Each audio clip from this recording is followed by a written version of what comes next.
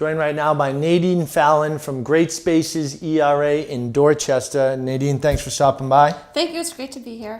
And Dorchester's got a lot going on right now. There's some really cool spots that are developing all over Dorchester. Yeah, the development has really been spread throughout the whole area, and there's some spots that have of note that have really seen some dramatic changes. The South Bay development, which is where the Target and the Home Depot shopping mall are, has had a significant redevelopment, and they have added in. We have a new AMC movie theater.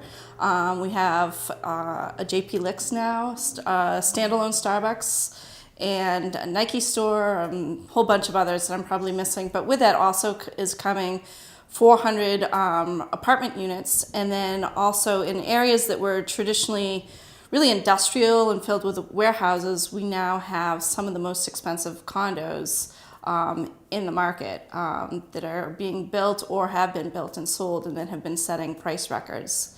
It's crazy because that area was not known for that for the longest time, and now it really has transformed that whole South Bay area. It really has. I mean, there was a cement factory and a warehouse, and now you go up and it's a beautiful condo building with a penthouse overlooking all of downtown skyline.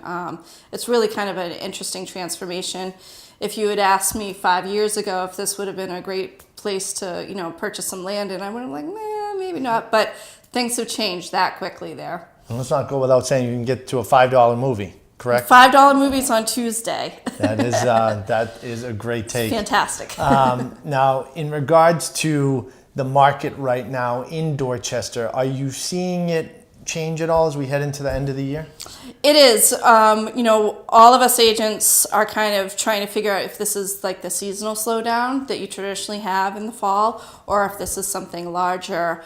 It's the number of buyers coming out to open houses within our brokerage, and we also have a very good brokerage community in Dorchester, so we talk amongst our different offices, and we're kind of all seeing that.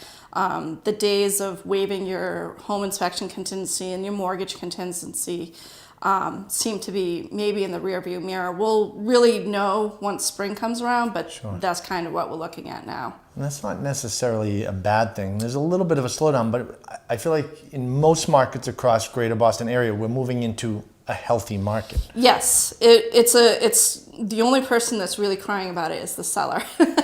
It's no longer are houses selling before the open house. Now you actually have to have the open house and maybe wait a week or two or something like that.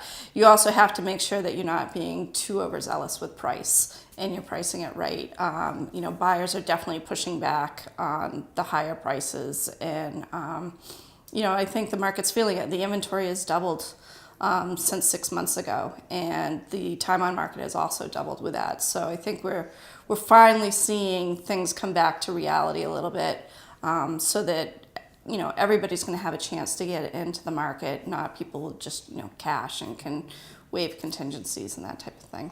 You guys have a great area of the market. I mean, Dorchester, you can get a lot more bang for your buck than some of the other areas that are a little bit closer to the heart of the city. It really is a great market.